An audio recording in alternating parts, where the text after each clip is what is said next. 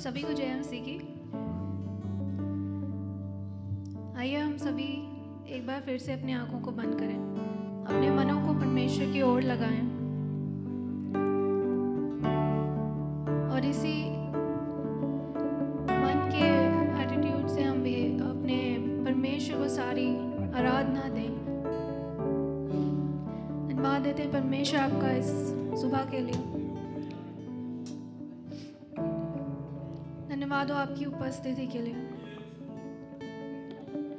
इस समय जब हम आपकी आराधना में अपने आप को लीन कर देते हैं, परमेश्वर आप हमें अपनी उपस्थिति को महसूस कराइए।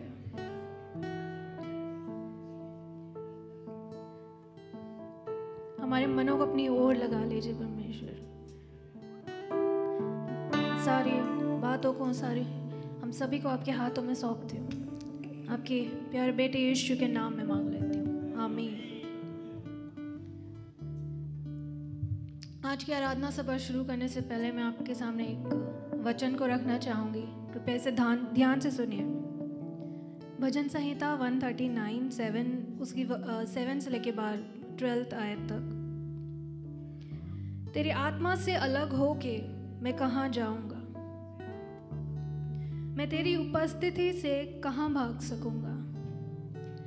यदि मैं आकाश पर चढ़ूँ तो तू वहाँ है, यदि मैं मृतलोक में बिस्तर बिछाऊं तो तू वहाँ है, यदि मैं ऊषा के पंखों पर उड़कर समुद्र के क्षितिज पर जा बसूं तो वहाँ भी तेरा हाथ मेरा नेतृत्व करेगा, तेरा दाहिना हाथ मुझे पकड़े रखेगा। यदि मैं यह कहूँ यह अंधकार मुझे ढांप ले और मेरे चारों ओर का प्रकाश रात हो, तो अंधकार भी तेरे लिए अंधकार नहीं है और रात भी दिन के सदृश चमकती है। तेरे लिए अंधेरा प्रकाश जैसा है। जब हमें परमेश्वर की ज़रूरत महसूस नहीं होती है, तब भी परमेश्वर हमें नहीं छोड़ता है।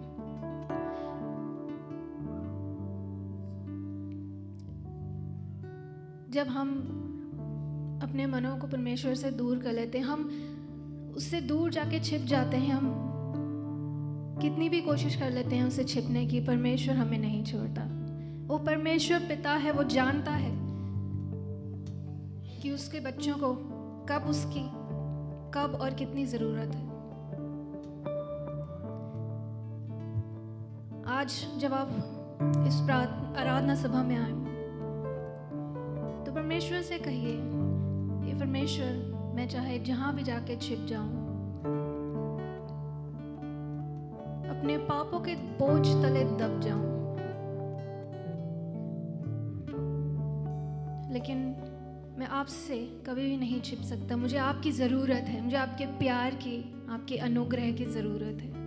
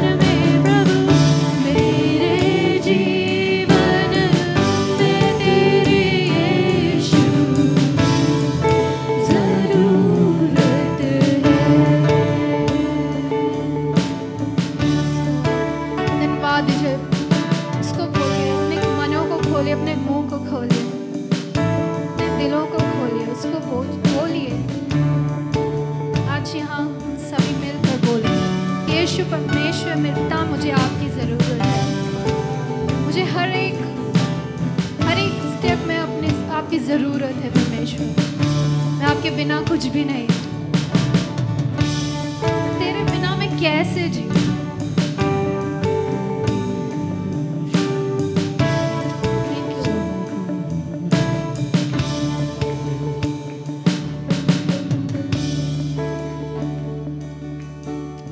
हाथों को उसकी ओर उठा लीजिए।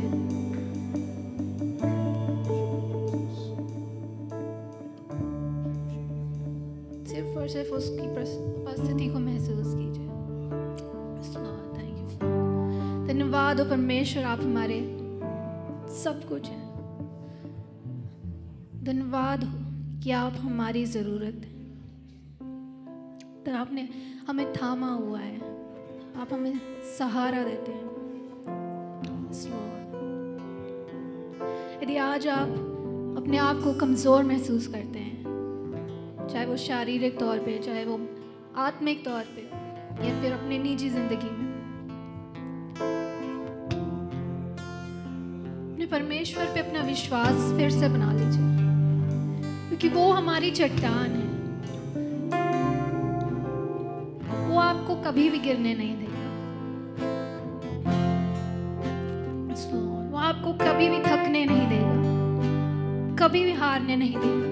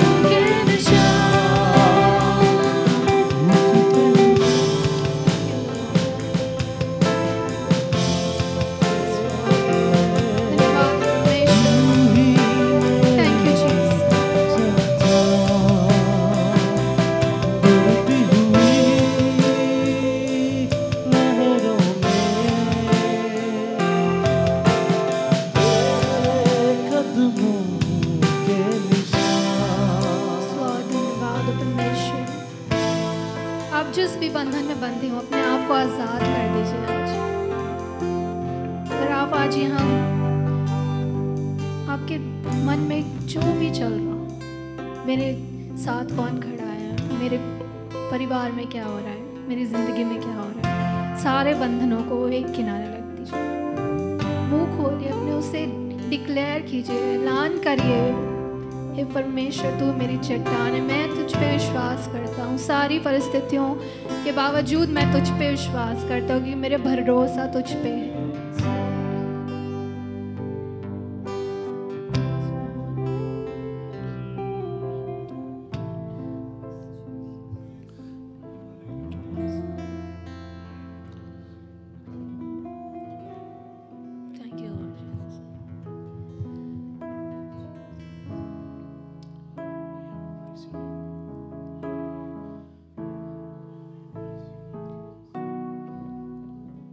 जब परमेश्वर अपने लोगों को मिस्र से निकाल के लेकर आया,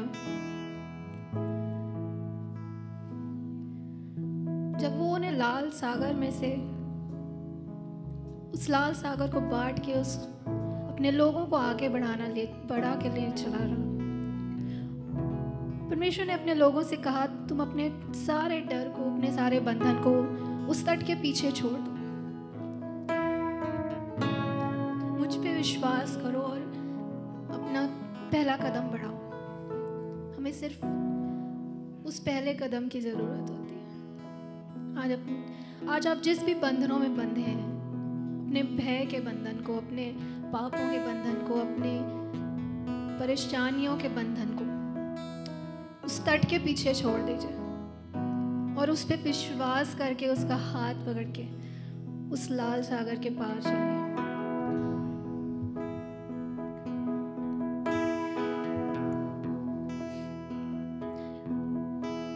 विश्वास रखिए कि आप परमेश्वर की संतान है। उसने आपको अपनी संतान कहा है, उसने आपको अपना राज्य दिया है। वो परमेश्वर पिता है।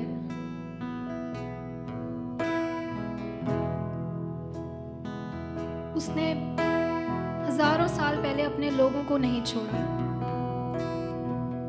वो ने उस गुलामी से निकाल के लेकर आया, उनके भय से निकाल के लेकर आया, उनके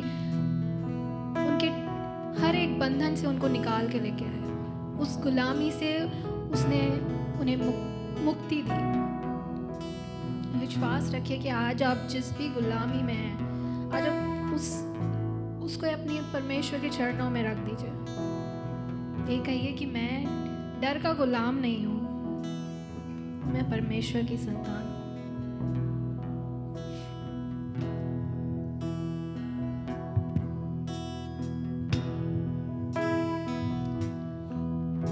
चुप मत खड़े रहिए, चाहे आपको गीत आते हो या ना आते हो, जो भी आपके मन में है आप उसे कह दीजिए। आप चाहे अच्छा गा सकते हो या नहीं, आज आप उससे बातें कीजिए, उसको स्तुति दीजिए।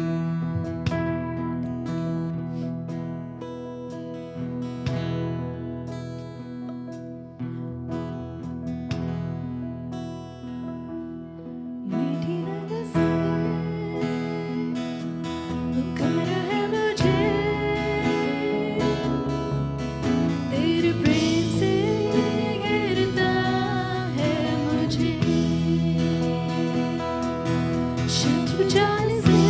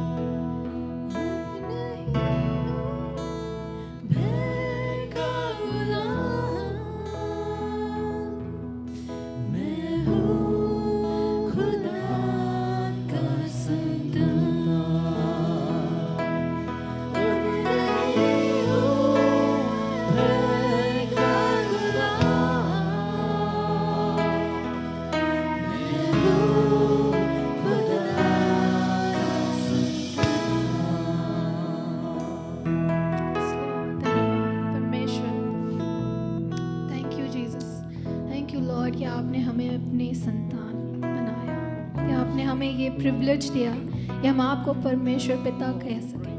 Thank you Lord, thank you father.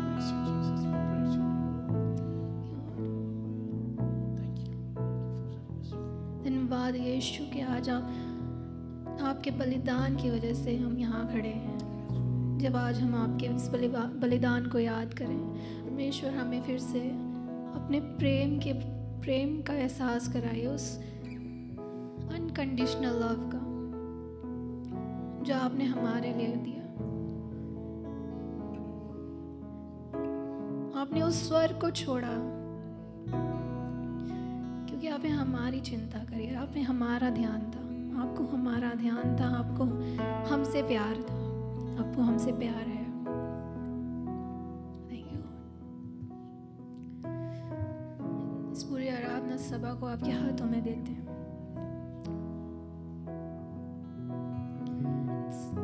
सभी लोगों को, सभी आपके सेवक को आपके हाथों में देते हैं। हमसे बातें कीजिए, अपने दास के द्वारा आप हमें छूइए, अपने वचन से हमें अपनी आत्मा से भर दीजिए परमेश्वर, ताकि हम जहाँ भी जाएं, जैसे भी रहें, आपके नाम को महिमा करें। सभी बातों को आपके हाथों में सौंपते हुए इस छोटी सी दुआ को आपके प्यारे बेटे यीशु के नाम में मांग लेती हूँ, आमीन।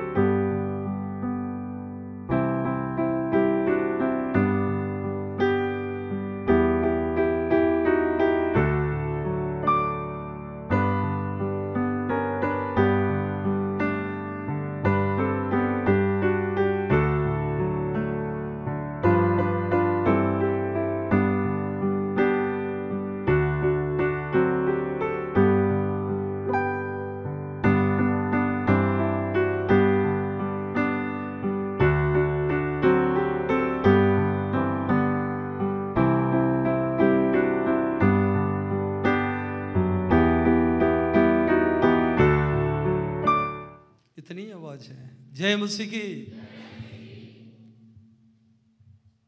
सर्वशक्तिमान खुदावंद प्रभु यीशु मसीह के नाम से आज के कदूस दिन इबादत खाने में इस मुताबिक जमा होने के लिए खुदा ने हमें अवसर दी। आप सबको आज स्वागत करता हूँ। खुदावंद प्रभु यीशु मसीह आप सबको आशीष और बरकत दे। प्रभु यीशु मसीह का महब्बत आपके दिलों में रहे।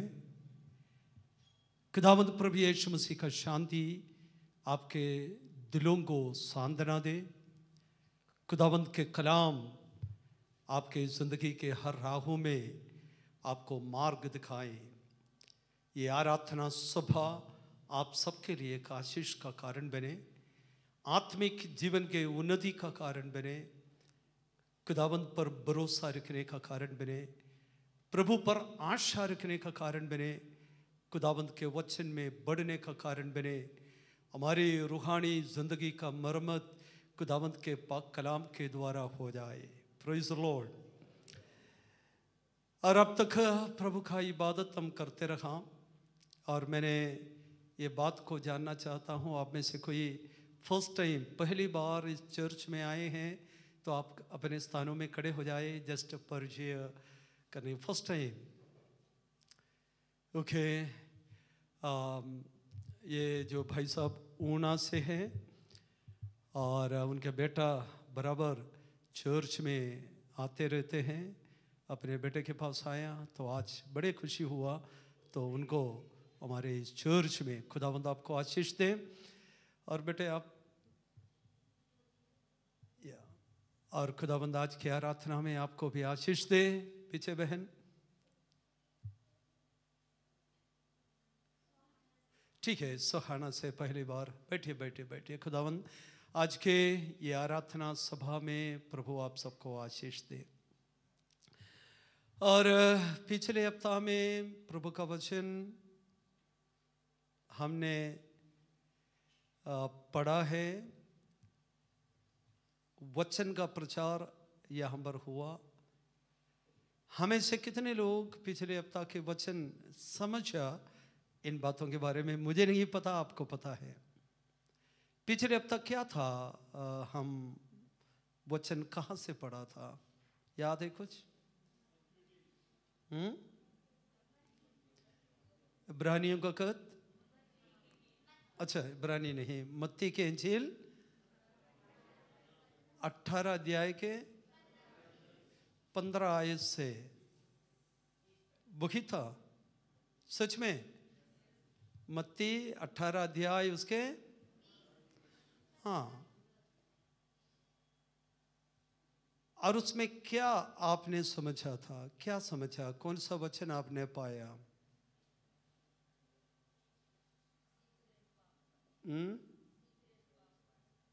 परमेश्वर मनुष्यों से क्या चाहता है, मनुष्यों के संगति में प्रभु क्या चाहता है,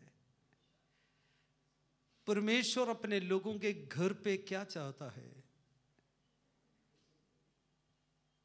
तो ये सारे बातें थोड़ा हम देखा था। फाइनली वहां पर ये लिखा, भूल ना जाना, जहां कहीं 2 या 3 मेरे नाम पर इकट्ठे हो, मैं वहां पर होता हूं।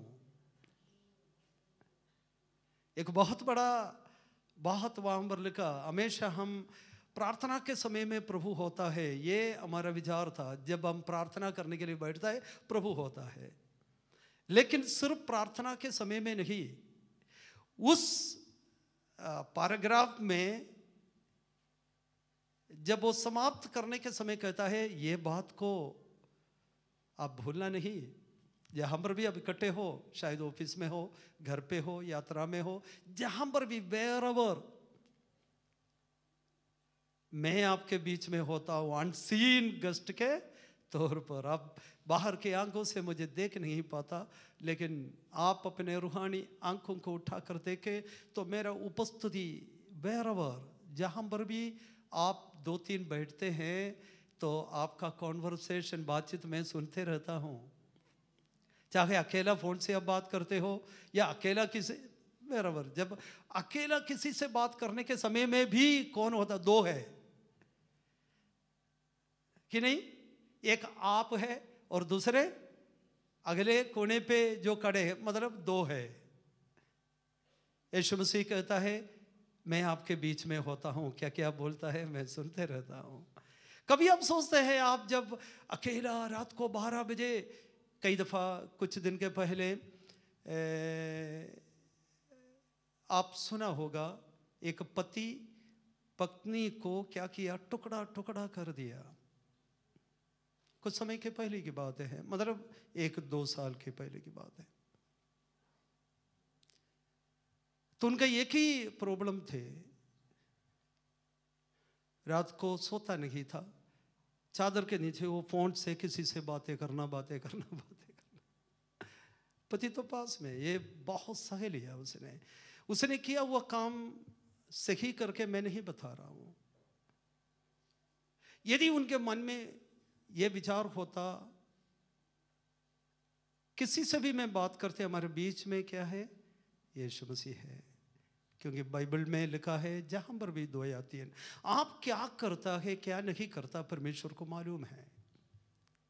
आपके रूम में बेशक यू आर अलोन, बट वहां पर क्या हो रहा है, क्या कर रहा है और क्या बोल रहा है, यह बात प्रभु यीशु मसीह को मालूम है। इसलिए लास्ट वीक हमने वचन पढ़कर समाप्त करने के समय परमेश्वर का आत्मा जो चेलों को बताया हुआ बातों में हम समाप्त किया। और आज आइए खुदावंद के कलाम पढ़ने के लिए, जैसे मैंने शुरू में कहा, आत्मिक गृह, स्पिरिचुअल हाउस का बिल्टअप के लिए, मरम्मत के लिए हम चर्च में आते हैं। हमारा आत्मिक गृह जैसे एक गाड़ी जब ठीक से नहीं चल पाते हैं उनको वर्कशॉप में देता है। हमारे घरों पे उनका मरम्मत नहीं हो पाता। हमारा छोटा मोटा क्या है, चूड़ी निकल गया, मतलब क्या बोलते हैं, नट बोल्ट कुछ थोड़ा बहुत हम कर सकता है, लेकिन पूरा मैकेनिक हम नहीं हैं, घर पे नहीं हो पाता। इसलिए हम अपने गाड़ी वर्कशॉप में देता है। और चर्च लाइक लोगों की एक वर्कशॉप के तरह है। पूरे हफ्ता के जीवन में, ये ज़िंदगी के सफ़र में हम सफ़र करते हैं। पता नहीं आप 18 किलोमीटर स्पीड में सफ़र करते हो या 60 या 70 या 80। कभी हम देखता नहीं कितने स्पीड में अब भाग दौड़ करता है। इसके बीच में कितना नट बोल्ट लूज हो गया, कितना गिर गया, कहाँ गिर गया, कैसे हो गया, कुछ कई दफ़ा मालूम नहीं होता। जब हम एतवार को प्रभु के आराधना में आते हैं, प्रचार की ज़रूरत नहीं, गीत गाने के समय परमेश्वर का आत्मा हमसे बातचीत करता है। यदि पूरी आत्मा में भरपूर होकर आप प्रभु का आराधना करने के समय परमेश्वर का आत्मा आपके कमी, घटी, कमजोरी के बारे में हमें स्मरण दिलाता है। आपको मालूम है यशायाह नबी की किताब 6 अध्याय में पढ़ना नहीं, वहां पर जब स्वर्गदूत लोग खुदा बाप का इबादत करते हुए वो सीन जब देखा, प्रभु का खादिम यशायाह अपने आप को महसूस किया, हाँ मेरा ओंठ ठीक नहीं है, मेरा बातचीत ठीक नहीं है, मैं अशुद्ध ओंठ वाला एक इंसान हूं। उसने आराधना नहीं की। आराधना करते हुए जब वो देखा, वो सीन उसने देखा, उस अपने आप को कहने लगा, मैं अशुद्ध इंसान हूं, अशुद्ध इंसान हूं।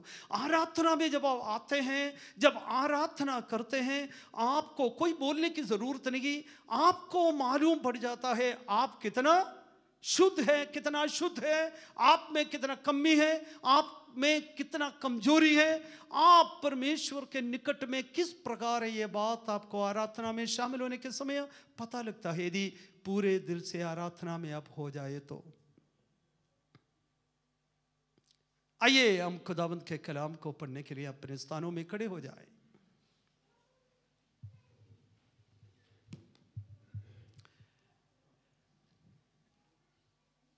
आप सब अपने बाइबल को अपने हाथ में लें। आज खुदावंद में देने के लिए चाहता है लूका रे सुसमाचार 7वें अध्याय उसके 11 आयत से लेकर 17 आयत तक। Book of Luke chapter 7 from 11 to 17। ठीक है, भूल ना जाए। लूका के इंजील 7 अध्याय 11 आयत से 17 आयत तक। आप सब उस पोर्शन में अपना नजर लगाएं। मैं आपके लिए पढ़ना चाहता हूं। लूका 7:11 आयत से। थोड़े दिन बाद वो नईन नाम के एक नगर को गया। उसके चेले और बड़ी भीड़ उसके साथ जा रही थी। जब वो नगर के फाटक के पास पहुंचा तो देखो, लोग एक मुर्दे को बाहर लिए जा रहे थे, जो अपनी मां का एकलौता पुत्र था, और वो विधवा थी। और नगर के बहुत से लोग उसके साथ थे। उसे देखकर प्रभु को तरस आया और उससे कहा, मत रो। तब उसने पास आकर अर्थी को छुआ और उठाने वाले ठहर गया। तब उसने कहा, हे जवान, मैं तुझसे कहता हूं, उठ। तब वो मुर्दा उठ बैठा और बोलने लगा। उसने उससे उसकी माँ को सौंप दिया। इससे सब पर भय छा गया और वे परमेश्वर की बड़ाई करके कहने लगे, हमारे बीच में एक बड़ा भविष्यद्वक्ता उठा है और परमेश्वर ने अपने लोगों पर कृपा दृष्टि की है और उसके विषय में ये बात सारे यहूदियों और आसपास के सारे देश में फैल गई। आमीन। मेहरबान खुदाबंद, हमें आप दिया हुआ वचन पढ़ा है। इस वचन के माध्यम से हमसे बातचीत कर, बोलने का सामर्थ, सुनने का सामर्थ, समझने का सामर्थ हमें दे। पवित्र आत्मा हमारा अगुवाई कर, यीशु मसीह के नाम से हम मांगते हैं, आमीन। बैठिए प्लीज।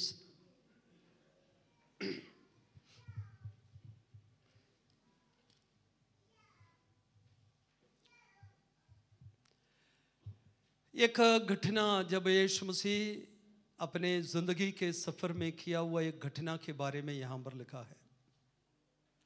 बहुत सारे अद्भुत काम प्रभु यीशु मसीह किया। मत्ती, मरकुस, लूका, यूहन्ना 4 जब ये पुस्तक पढ़ते हैं, यीशु मसीह 3.5 साल के जिंदगी के सफर के दरमियान में कितने अद्भुत काम किया है करके वहां पर लिखा है। कई जगह पे किया। और यूहन्ना के इंजील जब पढ़ते हैं, यीशु मसीह किया हुआ अद्भुत कामों सब लिखा नहीं है, यहाँ पर लिखा नहीं। लिखा है यदि ऐसा सारा मेंशन किया होता तो ये बाइबल बहुत बड़ा एक बाइबल बनना था। सारी बातें नहीं लिखी, लेकिन वहां पर यह भी लिखा है, ये इसलिए लिखा ताकि आपके अंदर जीवन आ जाए। जीवन आ जाए, ये पढ़े और विश्वास करे, आपके अंदर जीवन मिले। इसलिए खुदावंद वचन हमें दिया है। यहां पर इस घटना के बारे हम सब जानते हैं। बहुत साधारण सरल भाषा में लिखा हुआ यीशु मसीह किया हुआ एक मिरेकल। हमेशा पिछले दिनों में जब सुबह का प्रार्थना में मिरेकल क्यों, हमारे एक वक्ता सुबह का समय उनको जो प्रचार के अवसर मिलता है वो ये अक्सर बताता है, मिरेकल हमेशा कुछ सबक सीखने के लिए या उनमें से कुछ बात निकलता है। मिरेकल ऐसे मिरेकल नहीं करता चलो जी फेमस हो जाऊं, मेरा नाम सबको पता लगे और मैं मशहूर हो जाऊं। यीशु मसीह कभी भी किसी के जीवन में या कोई किसी नगर में ऐसा कोई अद्भुत काम कभी नहीं किया। यहां पर आप सब जानते हैं यीशु मसीह कहां को, कौन से शहर को थोड़े दिन बाद नईन नाम के एक नगर को गया। लेकिन थोड़े दिन के बाद लिखा है यहां पर, but actually next day, English में क्या लिखा है,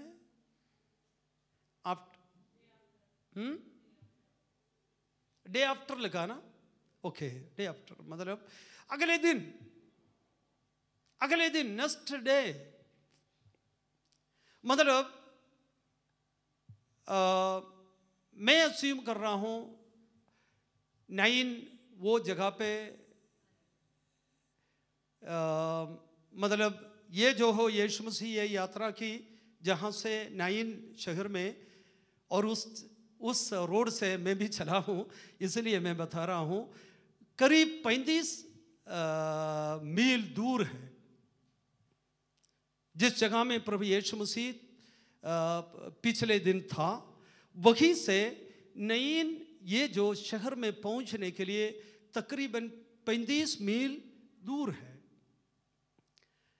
और वहां पर अभी भी इतना मतलब ये नहीं ट्रांसपोर्टेशन चलो लोगों को लेके जाने का अभी का मुझे नहीं मालूम। और मैं कई साल के पहले जब वहाँ पर गया इतना ट्रांसपोर्टेशन वहाँ पर नहीं था। इस जगह से जहाँ पर प्रभु यीशु मसीह था वहीं से और नई जगह पे पहुँचने के लिए। और यीशु के समय में बिल्कुल नहीं था, बिल्कुल नहीं था, पैदल जाना पड़ता था, लोग पैदल करीब पूरा रात, मैं समझता हूँ या तो पूरा रात यीशु मसीह सफ़र कर कर नईन उस जगह पे पहुँच रहे, पूरा रात।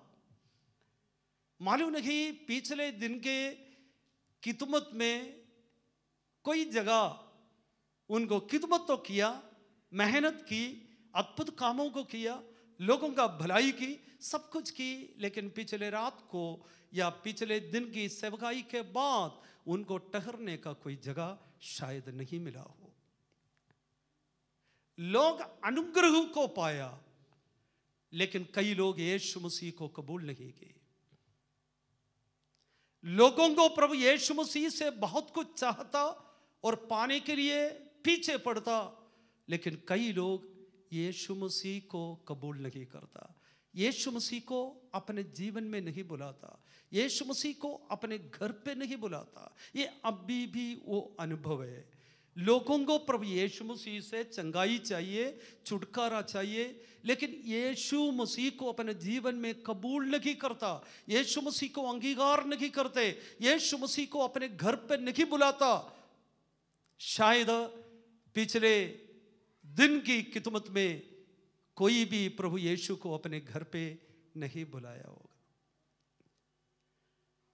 रात को वहीं से वो चल पड़ा, पूरा रात सफर में रखा।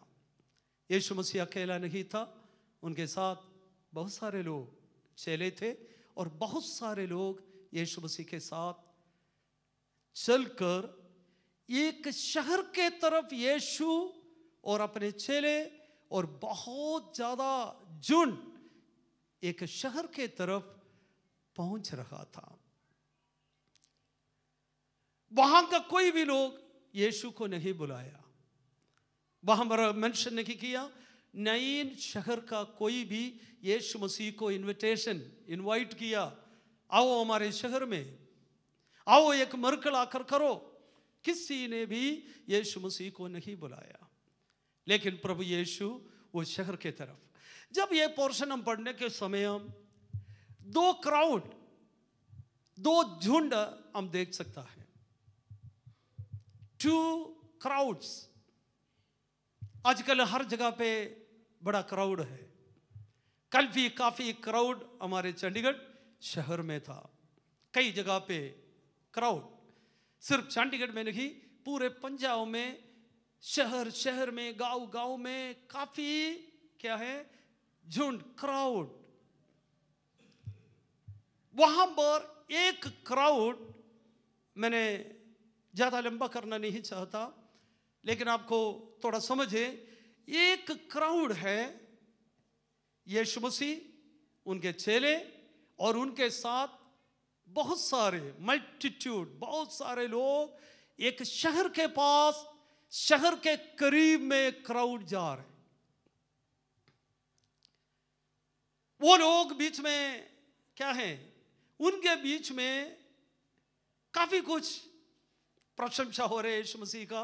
वो क्राउड को थोड़ा आप अज्यूम करो, वो लोग हो प्रभु यीशु मसीह मेरे साथ ना होता तो मेरा प्राण खत्म होना था, ये बोलते हुए कुछ लोग हो कल कितना अद्भुत काम प्रभु यीशु ने किया, मैंने कभी जीवन में नहीं देखा, और कई बातें बोलकर खुशी के साथ, आनंद के साथ, जय जयकार करते हुए, सब कुछ सहते हुए, उम्मीद के साथ यीशु के पीछे पीछे चलने वाला एक क्राउड। वो क्राउड कहां पर जा रहे, एक शहर के किनारे पे, एक शहर में पहुंचने वाला है। लेकिन जब प्रभु यीशु शहर के पास, नईन शहर के पास वो क्राउड को लेकर जब जा रहा था, पहुंच रहा था, तब देखा वहीं से भी एक क्राउड आ रहे। क्या लेकर आ रहे, क्या लेकर आ रहे? एक लाश लेकर आ रहे। उनके बीच में कोई स्तुति प्रशंसा नहीं हो रहे, कोई आराधना नहीं हो रहे, तकरीबन लोग रोते हुए उस क्राउड में तकरीबन लोग रो रहा था, तकरीबन लोग।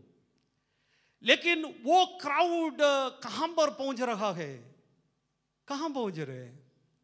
स्मशान गढ़ के तरफ, ग्रेवयार्ड के तरफ। एक क्राउड एक शहर के तरफ पहुंच रहा है, दूसरा क्राउड कहां पर पहुंच रहे? स्मशान गढ़ के तरफ। रोते हुए, कहराते हुए, छाती पीट कर आंसू बहाते हुए, बड़े दुख के साथ स्मशान गढ़ के तरफ या ग्रेवयार्ड के तरफ पहुंचने वाला एक झुंड। ये दोनों झुंड हमारे इस जगत में हम देख सकता है। एक झुंड ग्रेवयार्ड के तरफ अपने जिंदगी को लेके जा रहे हैं। थोड़े समय के बाद, मिनटों के बाद क्या हो जाता है? उस लड़के का दफनाना करने जा रहे हैं स्मशान गढ़ के तरफ।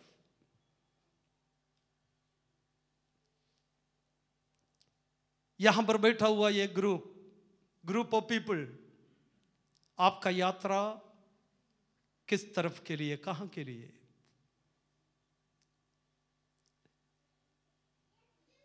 पुराने समय में जब हम बढ़ते हैं, यहां पर बड़े आशा के साथ लोग, इब्रानियों का 11 अध्याय मेरे साथ आप दिखा ले, इब्रानियों का 11 अध्याय। आप में से कोई भी 10 आयत को पढ़े, 11 अध्याय के 10 आयत।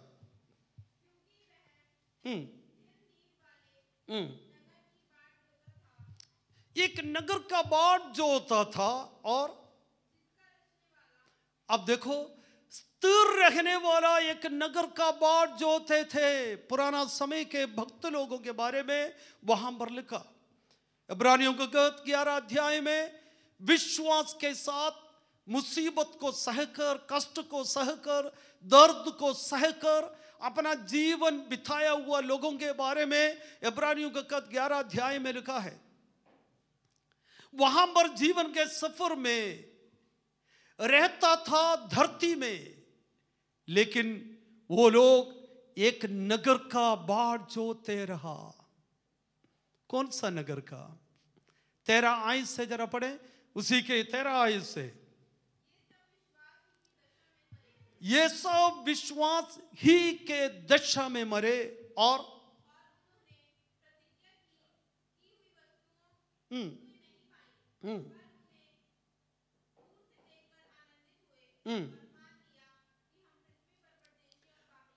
हम इस पृथ्वी पर परदेशी है, ये बोलकर एक अविनाशी नगर के तरफ देखकर उम्मीद के साथ सफर कर रहा था।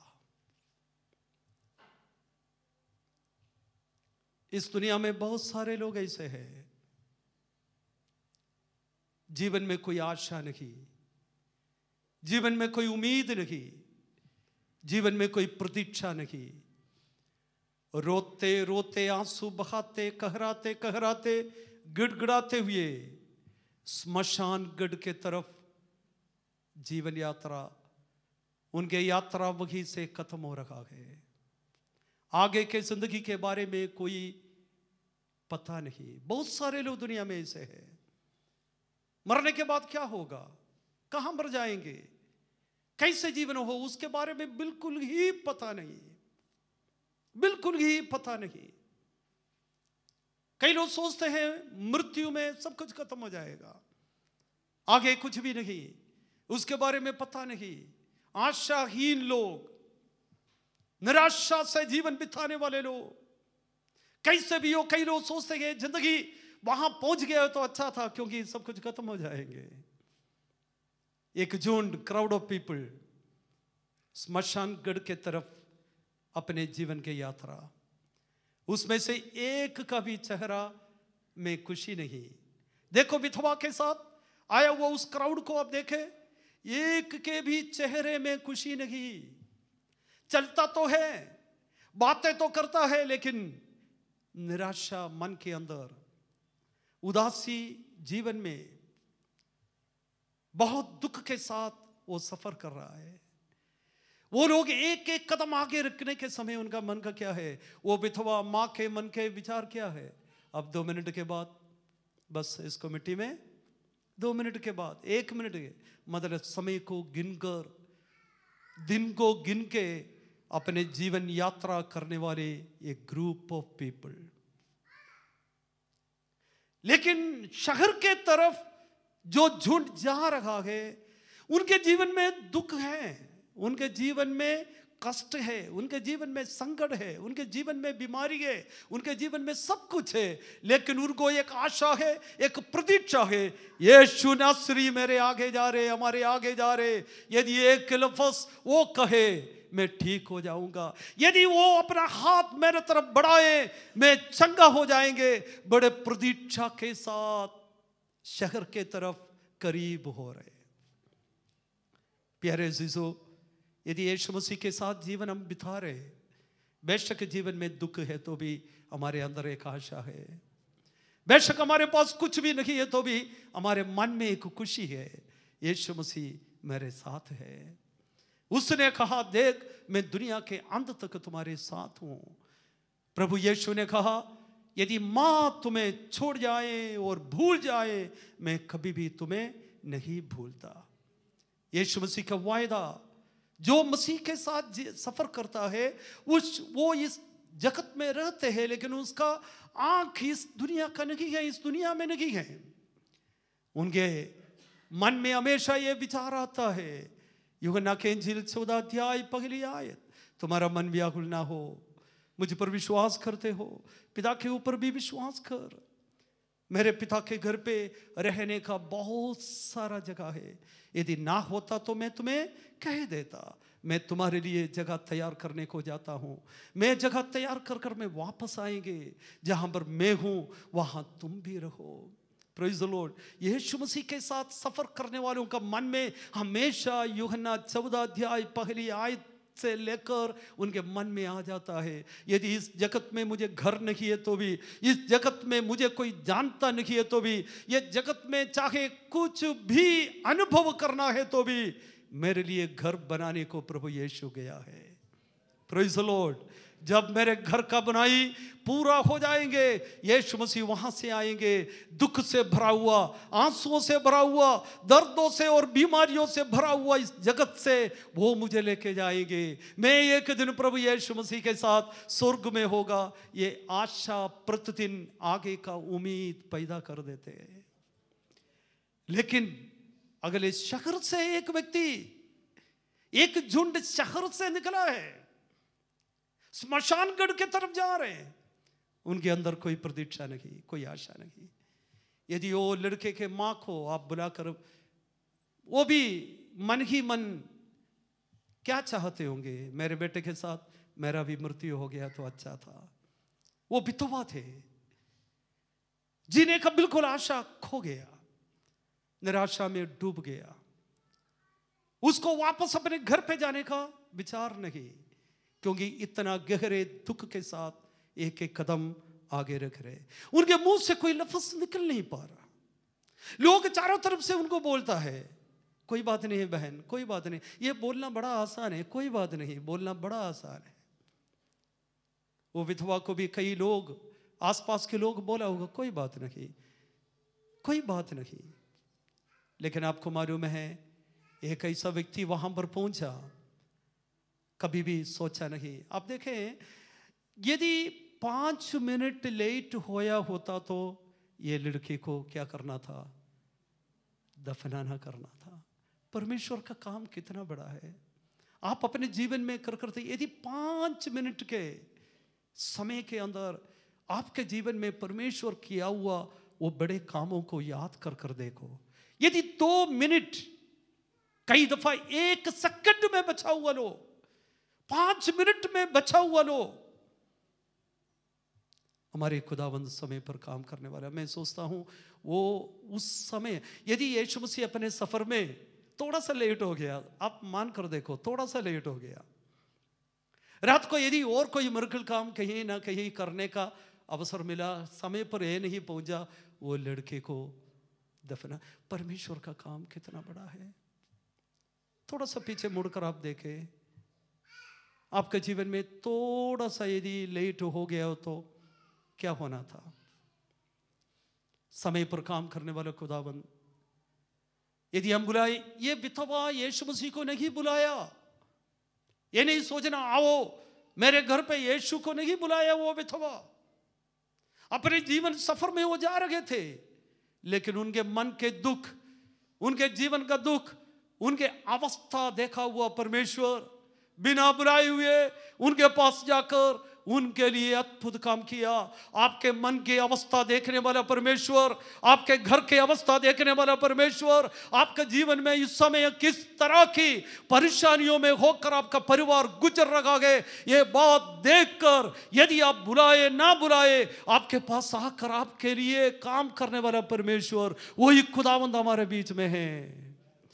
वो खुदा कल और आज और कल हमेशा एक सा है। Praise the Lord. उसके बाद कभी टहलता नहीं। आकाश टहल जाए, पृथ्वी टहल जाए, खुदावंद के वचन कभी भी नहीं टहलता। वो अभी भी जीवित है। हमारा परमेश्वर समय पर काम करने वाला परमेश्वर है। समय पर कई दफ़ा हम संकोच में सोचता है, वो अब उसको एक बार एक व्यक्ति के पास प्रभु, अब वो कहा आप मेरे घर पे आने का, मैं लायक नहीं, मैं नहीं लायक, आई एम नॉट वर्दी, मैं वर्दी नहीं है, मैं शुद्ध नहीं है, मैं अच्छा नहीं है, इतना बड़ा प्रभु आपको मेरे घर पे बुलाने का मैं लायक नहीं। वही जहां पर आप खड़े हैं एक लफ्ज़ बोल काफी है। कभी हम सोचते हैं अब मसीह को क्यों बताऊं, क्योंकि बताने से भी कोई फायदा है ही नहीं। क्या आपका सफर स्मशान घाट की तरफ है या एक उत्तम नगर खुदावंद हमारे लिए तैयार कर रहे, उस नगर के तरफ आप यात्रा करने वाले हो? क्या इस सफर के बीच में आपको कोई उम्मीद नहीं है, कोई आशा नहीं है, आप दुखी हो? यीशु मसीह जीवित है। यीशु मसीह जीवित है। अवस्था को वो जानता है। पिछले हफ्ते हमने सुना, जहां 2 या 3 मेरे नाम पर इकट्ठे हो वहां पर मैं हूं। आपके घर पे यीशु मसीह है, आपके जीवन में यीशु मसीह है, आपकी यात्रा में यीशु मसीह है। जहां पर भी आप काम करते हैं वहां पर प्रभु यीशु का उपस्थिति आपके साथ है। चाहे आपके काम करने के जगह पे कितना भी परेशानी से भरा हुआ सिचुएशन हो, उस सिचुएशन, आप देखें ये क्राउड का सिचुएशन बहुत बुरा था, बहुत अफसोस से भरा हुआ सिचुएशन, उस सिचुएशन मिनटों के अंदर सर्वशक्तिमान परमेश्वर बदल डाला। हालेलुया। चाहे आपका सिचुएशन कितना भी बुरा हो, आपके सिचुएशन को मिनटों में सिचुएशन बदलने वाला परमेश्वर। Hallelujah, hallelujah. सोच भी नहीं सकता, सोच भी नहीं सकता। वो विधवा कभी भी नहीं सोचा इस समय पर यीशु मेरे पास आएंगे, कभी नहीं सोचा।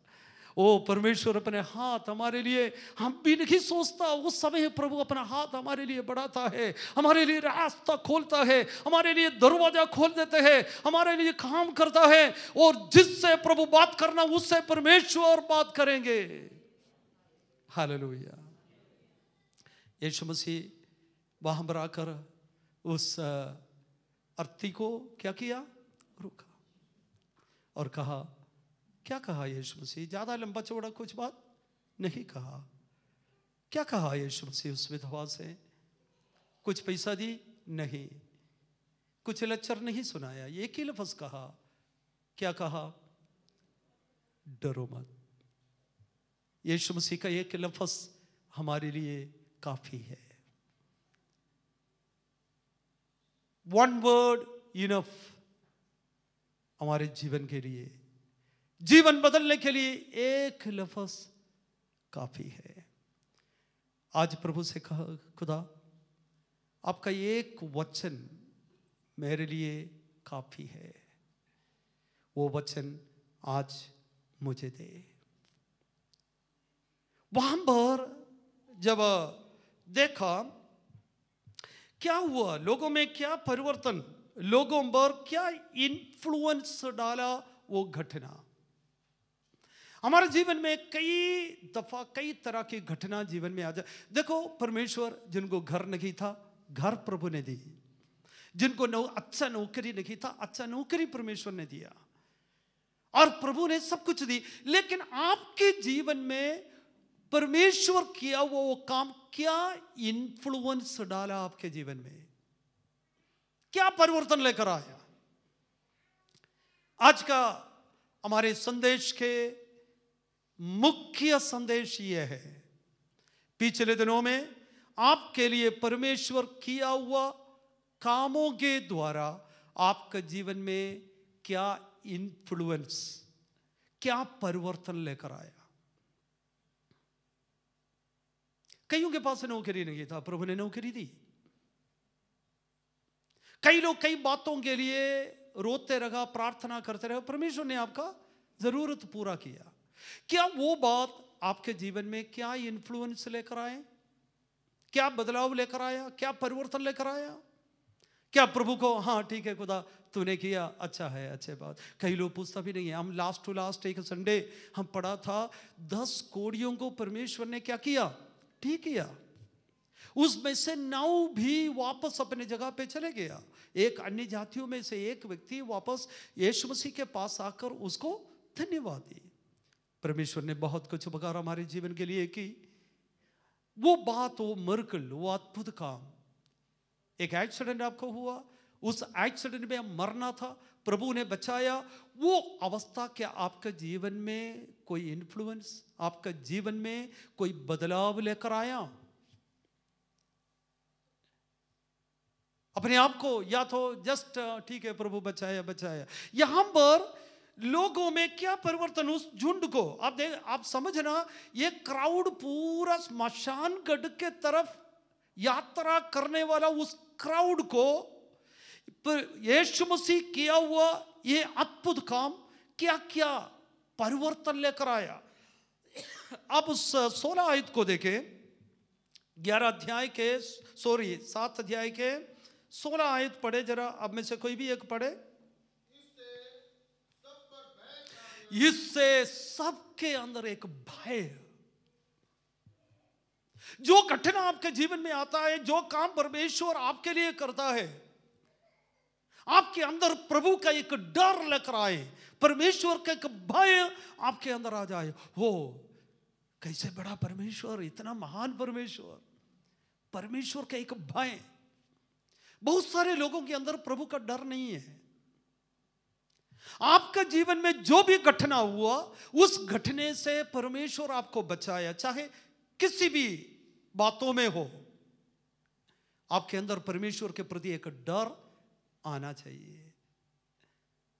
वहां पर इतने बड़े झुंड, आशाहीन, निराशा में जीवन बिताने वाले, प्रतीक्षा नहीं, उस झुंड में सबसे पहले वो घटना क्या अवस्था में लेकर आए? लोगों के अंदर परमेश्वर के साथ एक बड़ा डर।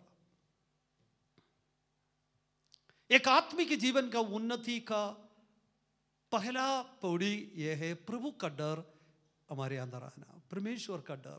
हर काम करने के समय प्रभु का एक डर हमारे जीवन में। आत्मिक जीवन का उन्नति उसी से है। कई लोगों के अंदर प्रभु का डर नहीं है, कुछ भी बोलेंगे, कुछ भी करेंगे, प्रभु का डर नहीं है। परमेश्वर का भय उनके अंदर आया। सेकंड थिंग, उनके जीवन में क्या आया? आप देखें 17 आयत को पढ़े। 17 आयत। और उसके विषय में ये बात सारे यहूदियों और आसपास के सारे देश। अब देखें उसके विषय में यहूदियों और आसपास के सारे नगर में क्या किया? फैलाया। यीशु मसीह जाकर किसी को भी नहीं बताया। ये नहीं सोचना यीशु जाकर लोगों को बताया। फिर किसने कहा? जो झुंड आया उनके साथ था, वो लोग यीशु मसीह के बारे में आसपास के गांवों में भी बताया। यदि आपके जीवन में परमेश्वर ने कुछ अद्भुत काम किया है, आपके जिंदगी को प्रभु ने बदला है, आपके पापों से प्रभु ने आपको मुक्ति दिया, कभी प्रतीक्षा ना किया हुआ एक अद्भुत काम आपके जीवन में आया, आपका फर्ज है ये महान परमेश्वर के बारे में औरों को भी बताएं, औरों को भी बताएं, औरों को भी बताएं जो नहीं जानते, जिनके अंदर आशा नहीं, जिनके अंदर उम्मीद नहीं। मैंने एक छोटा सा अपने जीवन के अनुभव मैं आपको बताना चाहता हूं, अपने जीवन के अनुभव। पंजाब में जीरा नाम पर एक जगह है, कई लोग जानते हैं जीरा। हम लोग कुछ समय केवल 3 या 4 महीना वहां पर रहकर प्रभु का सेवा की। उस समय उन दिनों में वहां पर ये 79 या 78 लास्ट और 79 की बात है। उन दिनों में वहां पर इतना ज़्यादा कोई आबादी नहीं था, कोई इतना ज़्यादा खास चर्च नहीं था, ना मैं किसी को जानता था। वहां पर एक भी मुझे जानने वाला नहीं था। परमेश्वर के आत्मा मुझे अगुवाई दी, जीरा में जाओ, वहां पर रहो, प्रभु का सेवा करो। मैं वहां पर, मैं और मेरा वाइफ, कोई बच्चा नहीं था, हम दोनों वहां पर रखा और कुछ समय प्रभु का सेवा की। लेकिन एक शाम के समय मैंने मार्केट थोड़ा जगह देखने के लिए निकल पड़ा। एक आदमी मतलब एक क्या रेडी पे कुछ बेच रखा था। मैंने सोचा 5 पैसा या 10 पैसा, मुझे याद नहीं, 10 पैसा का कोई चीज़ या ये तरबूजा जो वो है, गर्मी के समय था। मैंने सोचा चलो वो लेकर खाऊं, मुझे ऐसा आदत नहीं है। लेकिन मैं यीशु के बारे में बताने के लिए एक वजह ढूंढ रहा था। 5 या 10 पैसा देके मैंने वो चीज़ लिया और लेते लेते खाते, उसके सामने खड़े होकर खाते खाते मैं मसीह के बारे में, मेरे अनुभव के बारे में मैं उस आदमी को शेयर कर रहा था। और जब शेयर की, मैंने देखा उनका आंख बाहर आ रहा था। उनका आंख काफी मतलब बहुत बड़ा इंप्रेशन। उसके बाद मुझे बड़ा विनती की, आप आज शाम को थोड़ा समय मेरे साथ बैठोगे? मैंने कहा जरूर। और उसने कहा अब थोड़ा सा सामान और बाकी है बेचने के लिए, ये खत्म होने के बाद मैं थोड़ा समय आपको एक चाय पिलाना है।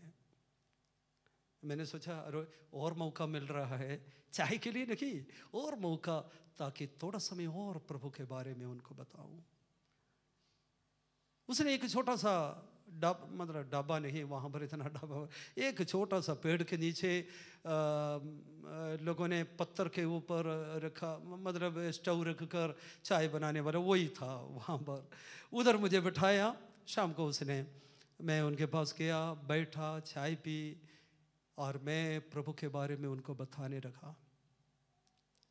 थोड़ी देर के बाद उसने अपना ये शर्ट खोलने लगा। मैं सोचा अरे भाई क्या हो गया, ये शर्ट खोल रहा है। तो मैं भी गौर से देखा, शर्ट खोलकर उनके शर्ट के अंदर से एक पेपर, लिखा हुआ एक पेपर निकाल कर मेरे हाथ में दी। मुझे कहा आप ये पढ़ो। मैंने सोचा ये क्या लेटर है, 2 पेज पूरा है। वो ये था, उस रात को 12:30 बजे वहीं से एक ट्रेन जा रहे, उस ट्रेन के आगे मरने के लिए लेटर लिखकर अपने बनियन के मतलब अंदर डालकर पूरा दिन घूम रहा था। आपको समझ में आया? आत्महत्या के लिए तैयार रख रहा था। उसने कहा आज रात मैं मरने वाला हूं। इतना परेशानी में, उनके चरित्र बहुत बड़ा एक हिस्ट्री है। देखो आप, एक इंसिडेंट, मुझे परमेश्वर ने बचाया, मैं कैसे प्रभु यीशु को पाया, वो बात उनको जब बताया, एक आत्मा को नाश होने से बचाया। वो व्यक्ति बैप्टिज्म लिया, वो यीशु मसीह का एक बेटा बन गया। Praise the Lord. 3 महीने के बाद हम वहीं से सीधे फासिल का चले गया। वहाँ पर खुदा ने उपयोग किया और प्रभु का सेवा वहां पर की। हर एक इंसिडेंट के पीछे परमेश्वर कुछ चाहता है। ये लोगों के अंदर प्रभु का डर आया। सेकंड थिंग, लोगों के बीच में बताना शुरू की। आप अनुभव किया वो, आप भी, आपके अंदर भी कोई निराशा, कोई आशा नहीं था, आप निराशा में डूबा हुआ था। आप इतने बड़े बीमार थे, यीशु मसीह समय पर आकर आपको नहीं बचाया होता तो आज यहां पर आप बैठने का लायक नहीं था, बेड से उठने का लायक नहीं था, एक कदम आगे रखने का लायक नहीं था। इतना बड़ा मिरेकल आपके जीवन के लिए की, इतना बड़ा अनुग्रह आपके जीवन के लिए की, इतना बड़ा आशा परमेश्वर ने आपको दी है। क्यों? चारों तरफ देख, अनेक लोग बैठा है जिसके अंदर आशा नहीं, निराशा में है, पाप के अंधकार में है। उनको जाकर आपके जीवन में परमेश्वर किया हुआ बातों को बताए ताकि वो भी बच जाए, वो भी बच जाए। Praise the Lord. आइए हम अपने स्थानों में खड़े हो जाएं।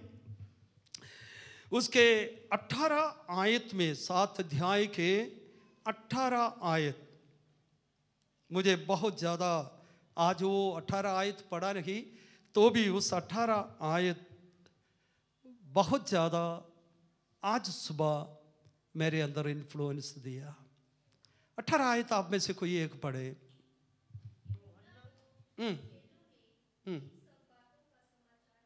ये सब बातों का समाचार किसके पास? यूहन्ना बपतिस्मा देने वाले खुदावंत के कादिम के पास उनके चेले ये मैसेज लेकर गया। वो कहां पर था? कहां था वो? जेल में पड़ा था। ये सब मैसेज यूहन्ना के पास लेकर गया। वो क्या था? वो संदेश, वो संदेश क्या था? रियली वो मैसेज क्या था? तुम्हें लोग जेल में बंद कर दी, परमेश्वर का वचन को कोई भी बंद नहीं कर सकता। हालेलुया। ये समाचार यूहन्ना के पास पहुंच गया। लोग तुम्हें बंद कर सकता है लेकिन वचन को कोई भी बंद नहीं कर सकता। आज भी वचन जीवित है। Praise the lord. Yeshu Masih के नाम से अद्भुत काम अभी भी हो रहा है। यीशु मसीह के नाम के कारण यदि तुम्हें लोग जेल में डाल दिया है तो अभी भी यीशु मसीह का काम हो रहा है। हालेलुया। यीशु मसीह के वचन को कोई भी बंद नहीं कर सकता। इंसान को बंद कर सकता लेकिन खुदावंत के कलाम को कोई भी बंद नहीं कर सकता। यह संदेश एक बहुत बड़ा मैसेज यूहन्ना के पास पहुंचा। यूहन्ना, तुम डरना नहीं, तुम उदास नहीं होना।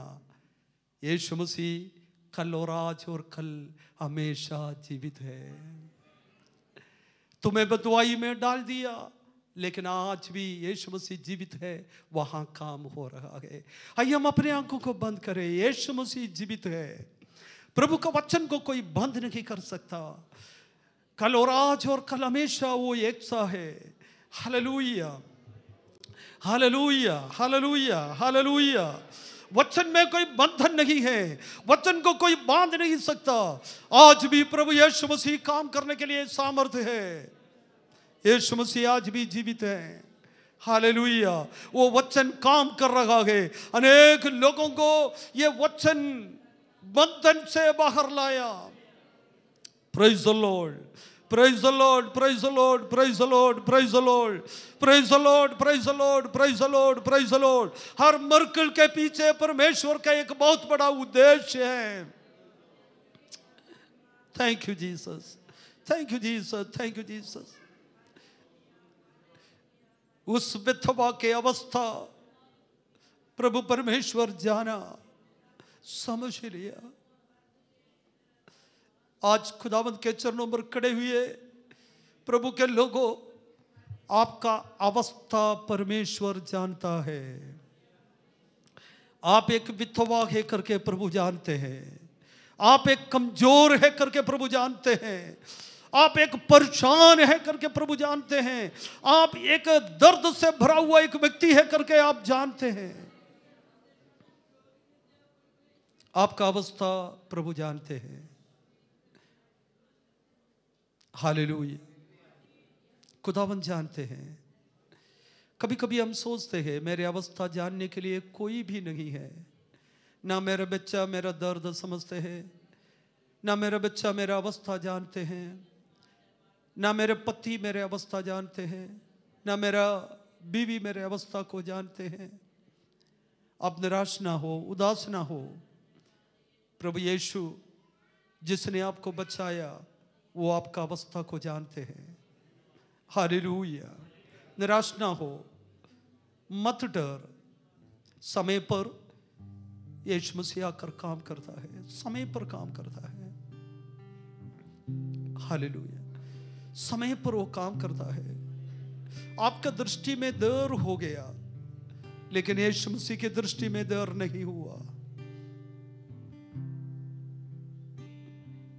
हम अपने आप को समर्पण करें। आपके जीवन में प्रभु किया वो उपकारों को, जैसे मृत्यु से बचाया, पाप से बचाया, अद्भुत रास्ता प्रभु ने खोल दिया, ये सब औरों के पास भी जाकर बताए ताकि वो भी यीशु मसीह के पास आ जाए। हालेलुया। धन्यवाद प्रभु, धन्यवाद प्रभु, धन्यवाद प्रभु। स्वर्गीय पिता, हम भी निराशा में स्मशान गढ़ के तरफ यात्रा करने वाले लोग था, लेकिन हम आपको नहीं बुलाया। आप हमें ढूंढकर जहां पर हम था वहां पर आया, हमारे प्राण को बचाया, पापों से हमें मुक्ति दी, हमारे अंदर आशा दी, हमें जिंदगी दिया, हमारे अवस्था आप बदल डाला।